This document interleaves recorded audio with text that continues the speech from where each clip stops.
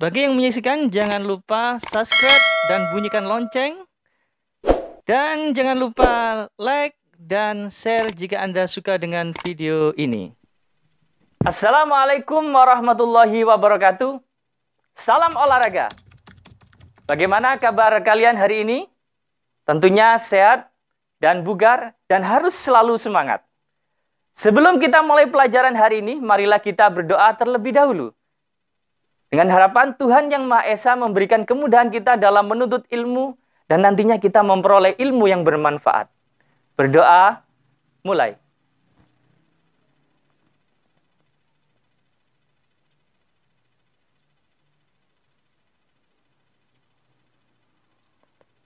Selesai. Oke, hari ini kita akan mempelajari tema KD 3.9, yaitu menganalisis manfaat aktivitas fisik. Dan nantinya supaya kalian bisa mempresentasikan manfaat aktivitas fisik tersebut. Oke, sebelumnya anak-anak apakah sudah pernah mempelajarinya di rumah masing-masing? Ya, mari kita pelajari bersama-sama. Maka dari itu, langsung saja kalian perhatikan slide berikut ini.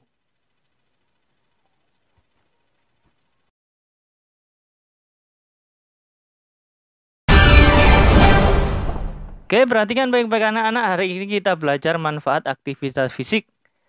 Oke, sebelumnya ini kurikulum vitae saya atau daftar riwayat hidup saya mulai dari pendidikan dan pengalaman mengajar. Oke, lanjut. Sebelum masuk ke materi lebih dalam, yang harus kita tahu adalah terlebih dahulu adalah satu, pengertian. Yang kedua, klasifikasinya apa saja nantinya. Kemudian yang ketiga adalah manfaat aktivitas fisik. Jadi yang pertama, pengertian aktivitas fisik adalah setiap gerakan tubuh yang dihasilkan oleh otot rangka sehingga terjadi proses pengeluaran energi. Misalkan apa saja, misalkan lari. Oke, saya contohkan ini video saya lari. Oke, jadi ketika kita lari, otot rangka itu untuk menggerakkan tubuh butuh yang namanya energi. Jadi itu gambarannya. Oke, yang kedua, aktivitas ringan, misalkan berjalan kaki, menyapu, pengertiannya dibaca sendiri ya. Aktivitas sedang, misalkan bersepeda, jalan cepat. Kalau yang berat itu butuh kekuatan lebih, misalkan aerobik, senam, pencaksilat. Oke, sekarang manfaat aktivitas fisik ya, ada banyak. Nanti satu-satu saya jelaskan. Ada mengendalikan berat badan, mengendalikan tekanan darah, menurunkan resiko osteoporosis pada wanita, sampai dengan mengurangi kecemasan. Oke, yang pertama menurunkan berat badan. Kenapa sih kok bisa menurunkan berat badan? Karena apa? Kalori yang ada tubuh kita itu bisa dibakar dengan cara metabolisme. Jadi kalau kita olahraga, otomatis kalori kita terbakar. Kemudian berikutnya adalah mengendalikan tekanan darah. Jadi ketika olahraga, jantung kita itu memompa darah lebih cepat. Sehingga nanti sirkulasi aliran darah pada tubuh kita dapat mudah untuk kembali normal. Kemudian menurunkan resiko osteoporosis pada wanita. Loh, kok kenapa pada wanita? Karena wanita cenderung mudah kehilangan kalsium karena menopause. Hanya wanita yang mengalami menopause. Jadi itu. Kemudian mencegah diabetes mellitus. Jadi insulin itu menormalkan kadar gula darah. Kalau kadar gula darah kita itu terlalu tinggi, itu salah satunya untuk menurunkan adalah dengan cara berolahraga. Ya, selanjutnya mengendalikan kolesterol sama dengan tadi diabetes. Kolesterol itu dapat dibakar ketika kita melakukan metabolisme tubuh. Salah satunya adalah dengan pengeluaran energi melalui aktivitas fisik. Kemudian meningkatkan daya tahan dan sistem imun tubuh. Jadi kalau kita rajin berolahraga, otomatis kita menghirup banyak oksigen. Sedangkan oksigen itu adalah makanan sel-sel tubuh kita. Apabila sel tubuh kita itu kuat, maka kita akan punya daya tubuh yang kuat. Kemudian memperbaiki kelenturan sendi dan otot. Oke, jelas ya. Biasanya kalau yang nggak suka olahraga itu ototnya itu kaku dan sendi-sendinya itu juga kaku. Makanya olahraga itu penting untuk kelenturan sendi dan otot. Kemudian selanjutnya memperbaiki postur tubuh.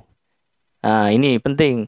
Karena ketika berolahraga, otot-otot kita itu otomatis akan menjadi kaku dan tegap sehingga badan kita menjadi bagus. Kemudian mengendalikan stres. Jadi olahraga salah satunya itu nanti akan mengeluarkan hormon endorfin dan dopamin. Nah, itu hormon yang bisa melawan hormon kortisol atau stres. Nah, itu lawan dari kortisol itu adalah dopamin. Kemudian mengurangi kecemasan. Ketika kita berolahraga, otomatis kita akan senang sehingga kita nantinya akan lebih fokus dalam menanggapi suatu hal atau menjalani suatu hal. Oke, dari paparan slide-slide yang saya sajikan tadi, kiranya dalam menyaksikan slide tersebut ada sesuatu yang kurang jelas atau dipertanyakan, silakan anak-anak mengirimkan pertanyaan pada alamat email atau WA saya. Dan untuk tugas hari ini, yaitu 1. Bagaimana cara melakukan aktivitas fisik secara benar? Oke. 2. Penyakit-penyakit apa saja yang dapat ditimbulkan akibat kurangnya aktivitas fisik? Oke, 2 itu saja. Kalian boleh menggunakan buku atau internet agar memperoleh jawaban dengan referensi yang komprehensif. Setelah itu kalian bisa mengumpulkan tugas pada WA atau alamat email saya. Oke? Mungkin sampai di sini pelajaran untuk hari ini. Sampai jumpa di pelajaran berikutnya. Bila ada kurang lebihnya mohon maaf. Akhir kata, wassalamualaikum warahmatullahi wabarakatuh.